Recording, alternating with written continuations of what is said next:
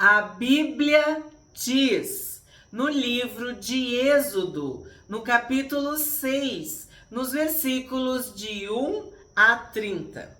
Então o Senhor disse a Moisés: Agora você verá o que eu vou fazer a Faraó, pois por mão poderosa os deixará ir, e por mão poderosa os expulsará da sua terra. Então, no capítulo anterior, nós vimos que o Deus de Israel e o rei do Egito estavam medindo forças. Assim diz o Senhor, o Deus de Israel. E aí a gente viu, assim diz Faraó, o rei do Egito. Então, havia um duelo, uma disputa. E eu falei para vocês, entre o bem e o mal. Então, aqui no verso 1 do capítulo 6, que é uma continuação, né, do capítulo 5, do capítulo de ontem, tu vê que Deus responde, que o Senhor responde. Agora você verá o que eu vou fazer a Faraó. Porque o que acontece? Moisés tinha falado com Deus. Parece que eu não estou fazendo bem, né? Estou fazendo mal. O povo está sendo mais afligido, o povo está sofrendo mais. E eu ainda disse para vocês, parece que antes de melhorar tem que piorar, né? E aí Deus, no capítulo 6 agora, diz: você vai ver o que eu vou fazer a Faraó. E aí repete por 2 vezes, mão poderosa, mão poderosa. O que quer dizer mão poderosa? É que Deus vai agir. É o próprio Deus que vai fazer. A mão é... A gente tem isso, né? Esse entendimento. Algo artesanal, algo manual. Colocar as mãos, como é que a gente diz? Pôr a mão na massa. Então, a menção às mãos sempre simboliza iniciativa, autonomia. Tu vai fazer. Então Deus, quando Deus usa a expressão mão poderosa e ele repete, ele está querendo dizer, eu é que vou fazer. Sou eu que vou fazer. A minha mão poderosa vai agir. E lembra de José, que nós estudamos que a mão de Deus estava sobre José e por isso ele prosperava. A vida de José estava sob as mãos de Deus, quer dizer, sob o cuidado de Deus, sob o controle de Deus, né? E aqui Deus está falando para Moisés, é a minha mão poderosa que vai agir. É a minha mão que vai expulsá-los dessa terra. 2. Deus falou a Moisés e lhe disse, eu sou o Senhor. Então, eu sou o Senhor, a gente viu no outro capítulo, Yahvé, né? O Senhor. Eu sou o que sou. Eu sou o Senhor. Aparecia a Abraão, a Isaque e a Jacó, como Deus Todo-Poderoso, mas pelo meu nome, o Senhor, não lhes fui conhecido. Então aqui é muito importante para nós. Por quê? Deus se apresentou, né? Apareceu para Abraão, Isaque e Jacó. Lembra do outro capítulo? O Deus das gerações, o Deus eterno, o Deus dos teus pais, o Deus de Abraão, Isaque e Jacó. Então, Deus apareceu, Deus se apresentou para Abraão, Isaque e Jacó como Deus Todo-Poderoso. E quando ele fala todo-poderoso, no hebraico quer dizer El Shaddai, o Deus todo-poderoso, o Deus que tem uma mão poderosa, o Deus que pode todas as coisas, o Deus que criou todas as coisas, o onipotente. Abraão conheceu esse Deus todo-poderoso, Isaque conheceu o Deus todo-poderoso e Jacó, que é Israel, conheceu o Deus Todo-Poderoso. Mas pelo meu nome, o Senhor, né, que é como ele se apresentou para Moisés, o Deus eterno, o Senhor, o eu sou, não lhes fui conhecido. Então a gente pensa, que coisa mais linda isso. Cada um de nós vai conhecer o caráter, o atributo, a face de Deus que mais precisa. Tu te sente fraco, tu vai conhecer o Deus Todo-Poderoso. Tu tá doente, tu tá ferido, tu vai conhecer o Jeová Rafá. Tu vive num tumulto, num conflito, num agito, tu vai conhecer Jeová Shalom. E por aí vai. Deus, ele é perfeito. E ele pode, de uma forma íntima e pessoal, se revelar a cada um de nós da maneira que a gente mais precisa. E aqui a gente está vendo que ele está dizendo, ó, eu não fui conhecido como Senhor. O que é ser conhecido como Senhor? Tu é servo, tu obedece, tu teme, tu te entrega, tu não tem vontade própria. Tu abre mão de tudo, tu renuncia. Porque a tua alegria é servir e obedecer ao teu Senhor, que quer dizer o teu dono, né?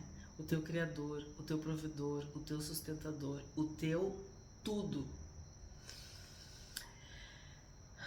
Então, aqui Deus está se apresentando de uma outra forma. Vamos para o 4.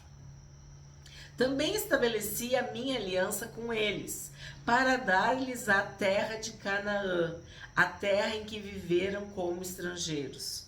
Eu também ouvi os gemidos dos filhos de Israel, os quais os egípcios escravizam, e me lembrei da minha aliança. Então, eu tenho dito para vocês essa luta, essa disputa entre o bem e o mal, dizendo que o Egito simboliza o pecado, a escravidão, as trevas, né? Uma nação pagã, politeísta, com muitos ídolos, com muitas divindades, com costumes que Deus não concordava, que Deus abominava. Então, a gente encontra na Bíblia esse exemplo, vamos dizer assim, essa associação, esse sinônimo de Egito como pecado, como perdição, como o mundo. Lembra que nós vimos a mesma coisa em relação à Babilônia? Pois bem, são estereótipos, são alegorias, são símbolos. É uma forma de que tu entenda de que o Egito está personificando aqui o mal, as trevas, Satanás, o pecado, porque a escravidão é tudo isso. O salário do pecado é a morte. Então, quando tu tá livre das algemas, das prisões, das amarras, das ataduras, né? Tu tá livre, liberto, é porque tu estás com Deus, na presença de Deus. Tu foi salvo, tu te converteu. O pecado não tem mais domínio sobre ti. Tu não é mais escravo do pecado.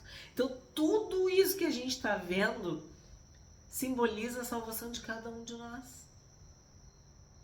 E tu te libertar, tu deixar de ser escravo no Egito, é como tu te converter.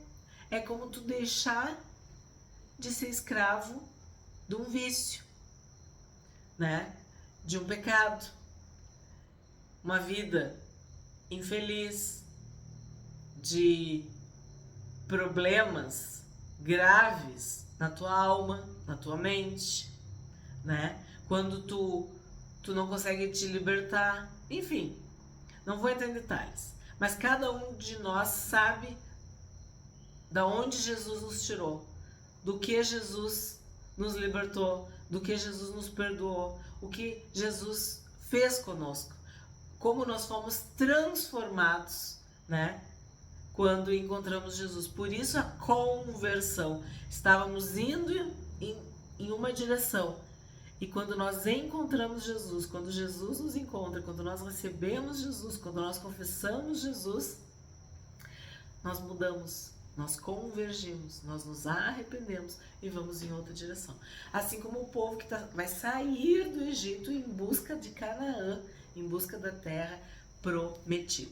Então, quando a gente ler e estudar daqui para frente, os egípcios escravizam, e Deus se lembrando da sua aliança. Então, toda vez que o pecado escraviza um homem, uma mulher, uma pessoa, Deus se lembra da sua aliança, do sangue de Jesus derramado na cruz, do sacrifício eterno que foi aceito de uma vez por todas, que salva, que cura e que liberta. Então, Deus se lembrou da sua aliança. 6. Portanto, diga aos filhos de Israel: eu sou o Senhor. Vou tirá-los dos trabalhos pesados no Egito. Vou livrá-los da escravidão. Vou resgatar vocês com o braço estendido e com grandes manifestações de juízo. Então, olha o que Deus está dizendo. Vou livrá-los. Vou resgatar. Vou tirar, vou livrar, vou resgatar. Deus está prometendo, está fazendo uma promessa, está reiterando, reafirmando, renovando a aliança que ele fez com Abraão, Isaac e Jacó, com Israel. Mas com uma conotação diferente, né? Porque agora eles estão escravos, escravizados, presos, prisioneiros, perdidos. Eu sou o Senhor, vou tirá-los dos trabalhos pesados no Egito, vou livrá-los da escravidão, vou resgatar vocês com o braço estendido e com grandes manifestações de juízo. Eu os tomarei por meu povo e serei o seu Deus, e vocês saberão que eu sou o Senhor, seu Deus, que os tiro dos trabalhos pesados no Egito. Eu os levarei para a terra que jurei dar a Abraão, Isaque e Jacó. Darei essa terra a vocês como herança. Eu sou o Senhor. Então, o Senhor está prometendo. Ele vai fazer. Ele vai tirar, ele vai livrar, ele vai resgatar.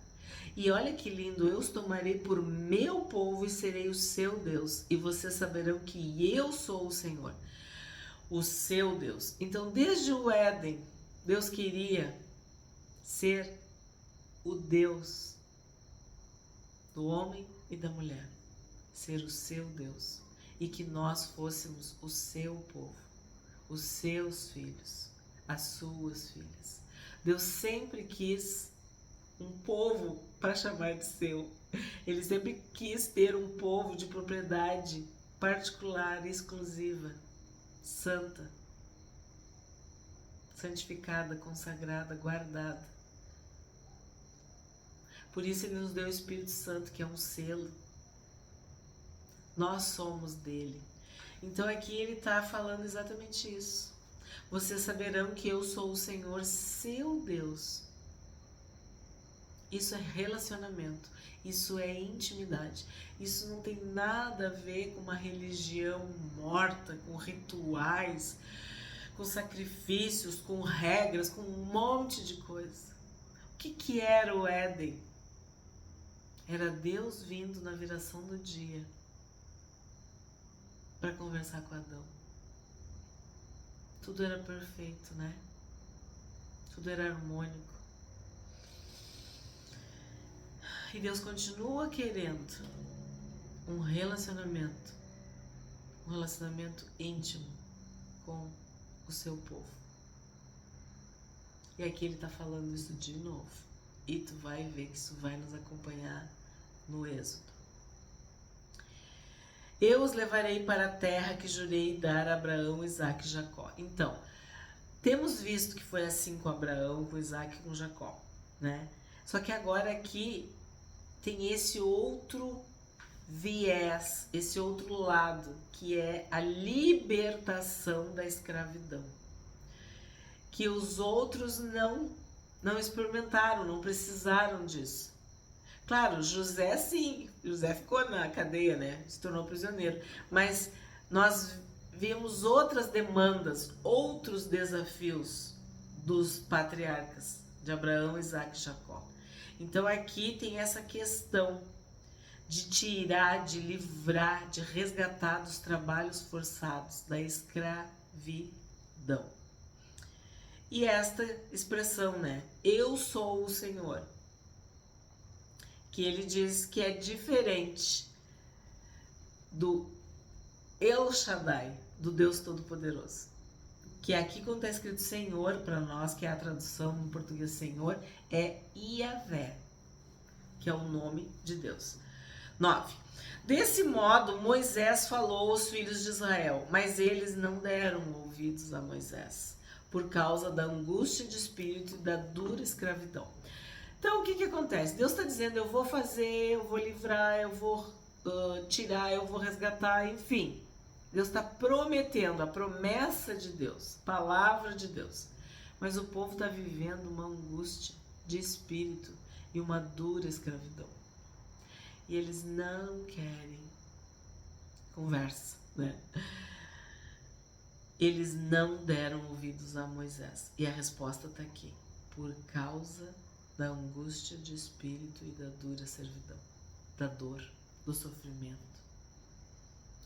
Tu vê que a tua vida não melhora, só piora, e aí vem um Deus falar, porque eles têm que ter fé. O que é a fé? É tu acreditar em algo que tu não tá vendo e nem vivendo. Então, eles não acreditaram. 10. O Senhor falou a Moisés dizendo, vá e diga a Faraó, rei do Egito, que deixe que os filhos de Israel saiam de sua terra. Moisés, porém, respondeu ao Senhor, dizendo, eis que os filhos de Israel não me têm ouvido, como, pois, me ouvirá Faraó? E não sei falar bem. Então aqui a gente vê que Moisés voltou para aquele lugar de dor, de complexo, de trauma, de limitação, de fracasso, de incapacidade, de incompreensão. Quando a gente apanha muito, sabe aquele ditado, gato escaldado tem medo de água fria? Tu apanha tanto que só o susto tu já fica com medo. Então Moisés já foi tão rejeitado, o povo não acredita nele. Como é que o Faraó vai acreditar? E aí o que ele faz? Ele diz, ó, eu não sei falar bem. Ele se culpa, ele se diminui. No entanto, o Senhor falou a Moisés e a Arão e lhes deu uma ordem. E lhes deu uma ordem para os filhos de Israel e para Faraó, rei do Egito. Deveriam tirar os filhos de Israel da terra do Egito. Então, Moisés deve pensar assim, se os da minha casa, se os meus irmãos, os filhos de Israel não me ouviram, não me deram crédito, imagina os de fora. Lembra que os irmãos de Jesus não creram nele? Aí veio uma mulher cananeia e creu, veio uma mulher samaritana e creu. Os leprosos, o que voltou para agradecer a samaritana. Então, a lógica de Moisés é, mas se os de casa, os irmãos, né, os filhos de Israel não acreditam, como é que os de fora vão crer? Só que a gente viu que, às vezes, é exatamente isso. O profeta não tem honra na sua casa, né, na sua terra. Que foi o que aconteceu com o Senhor Jesus. 14. Aí assim, ó, tipo, do nada, a gente muda de cena, né? Vai para genealogia de Moisés e Arão. Parece estranho? Parece, mas tem toda uma explicação. Porque o que vai acontecer daqui para frente? Nós vamos ver que Deus vai, usando uma palavra muito moderna, empoderar Moisés e Arão diante do faraó, diante do rei do Egito. E eu entendo que esta genealogia neste capítulo é para mostrar que Deus tem os seus. Lembra os descendentes de Abel? Aí Caim mata Abel. Aí Deus levanta 7. Deus dá 7. E 7 representa a linhagem justa de Abel. E nós vimos que ao longo da história, Deus sempre tem um povo fiel, um remanescente fiel. Sempre tem um que obedece, tem um que teme, tem um que se converte, tem um que se rende, tem um que ouve, tem um que crê. Sempre tem. Deus levanta. E esta genealogia mostra que, e eu falei, a bênção que era um homem da casa de Levi, né, da tribo de Levi, da família de Levi, casou com uma mulher da casa de Levi, da família de Levi. Quer dizer, um homem de Deus casou com uma mulher de Deus. E eles tiveram filhos abençoados. Então, esta genealogia aqui vai nos ensinar muito. Como todas na Bíblia. 14. São estes os chefes das famílias. Observa que famílias, né? Não sei se na tua Bíblia já tem tribos, mas eu acho que ainda não, né? Só famílias. Ou chefes, clãs, príncipes, eu não sei como é que tá aí. Mas na minha tá escrito assim: são estes os chefes das famílias. Os filhos de Ruben, o primogênito de Israel. Enoque, Palu, Esrom e Carmi. São estas as famílias de Ruben. Os filhos de Simeão, Gemuel, Jamim, Oade, Jaquim, Zoar e Saul, filho de uma cananeia. A gente estudou sobre essa aqui da cananeia. São essas as famílias de Simeão.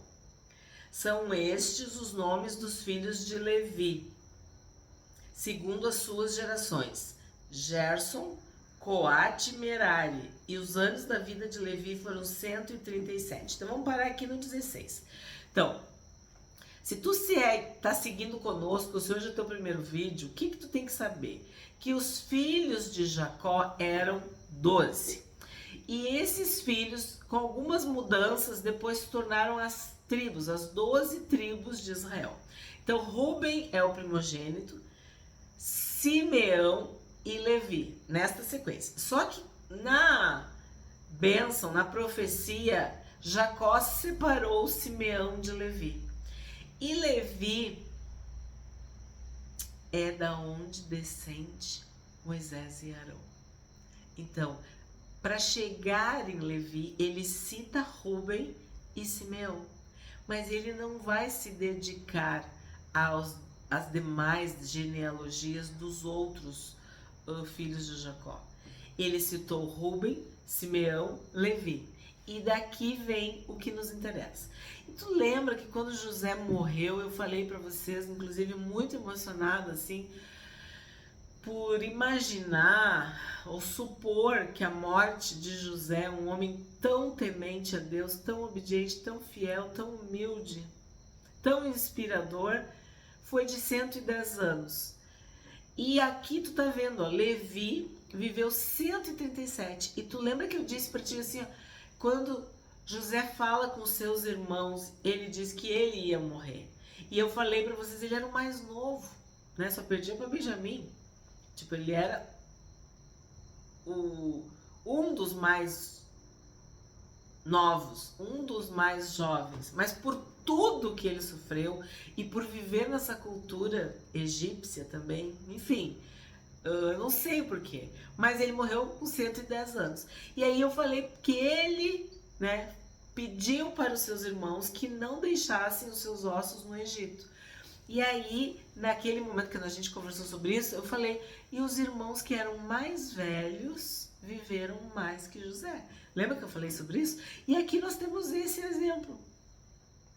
Levi, que era um dos mais velhos, ele era o terceiro na idade. Ó, Ruben, o primogênito, Simeão e Levi. Levi morreu com 137 anos. Isso quer dizer 27 anos mais do que José, que já é suficiente para uma geração inteira, né? E Levi, eu já falei para vocês, quer dizer unido, ligado, associado, juntado, junto. E tu sabe que Levi é o pai dos levitas, dos sacerdotes, né? 17. Os filhos de Gerson, Libni e Simei, segundo as suas famílias. Os filhos de Coate, Anrão, Izar, Hebron e Uziel. E os anos de vida de Coate foram 133. Os filhos de Merari, Mali e Muzi. São estas as famílias de Levi, segundo as suas gerações. Anrão, que eu falei para vocês, o que queria dizer Anrão? Era exaltação do povo, né?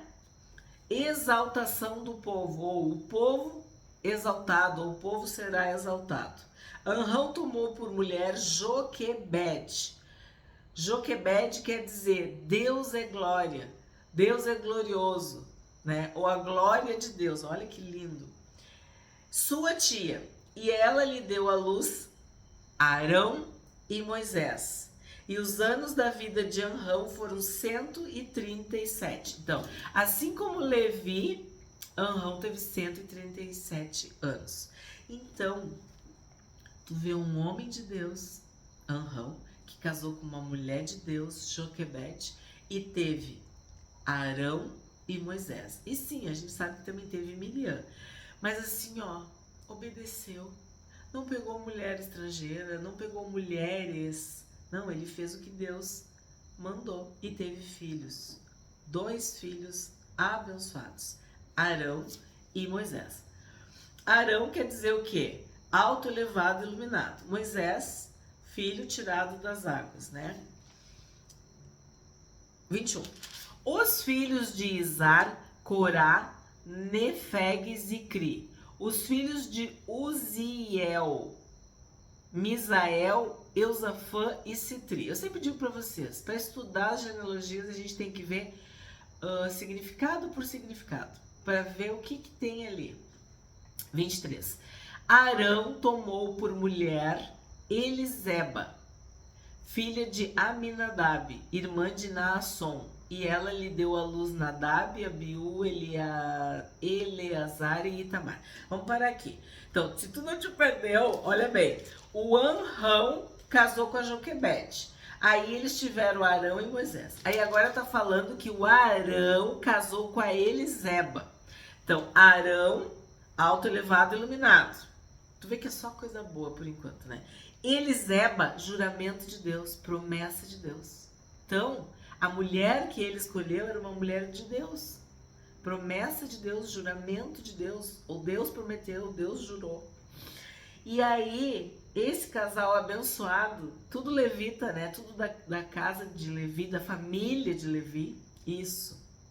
Às vezes está escrito chefe da casa, chefe da família, chefe da tribo, príncipe, o clã, depende da tradução.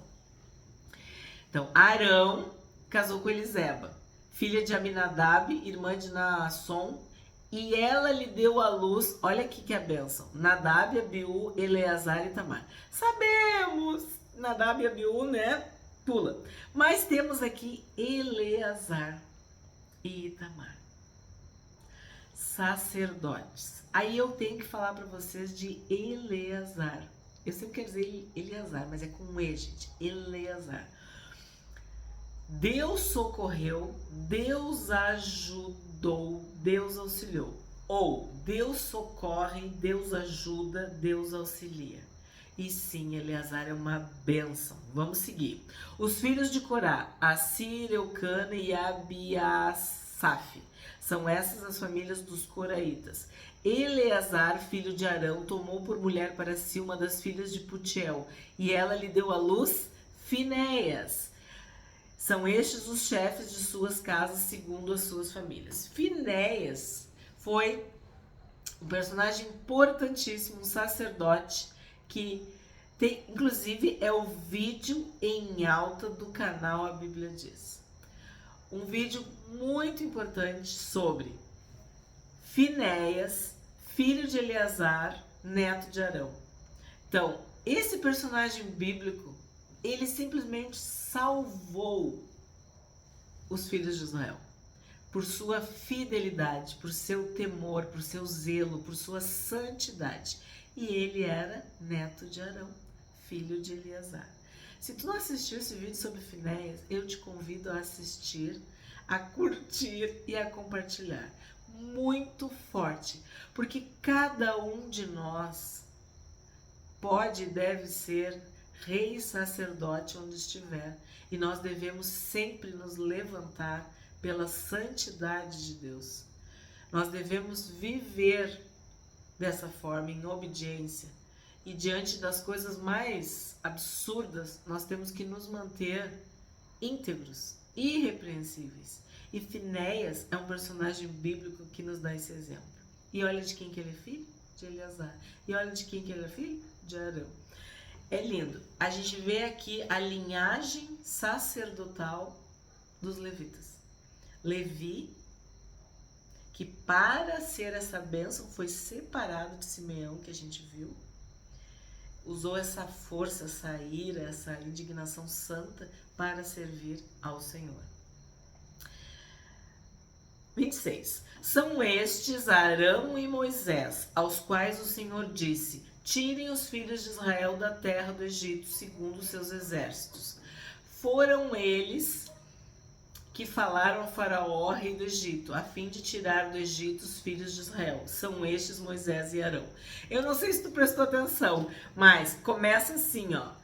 São estes Arão e Moisés. E aí termina, são estes Moisés e Arão. Isso é para mostrar que Arão e Moisés, Moisés e Arão eram uma dupla. Eles foram unidos por Deus para uma missão. É melhor serem dois do que um.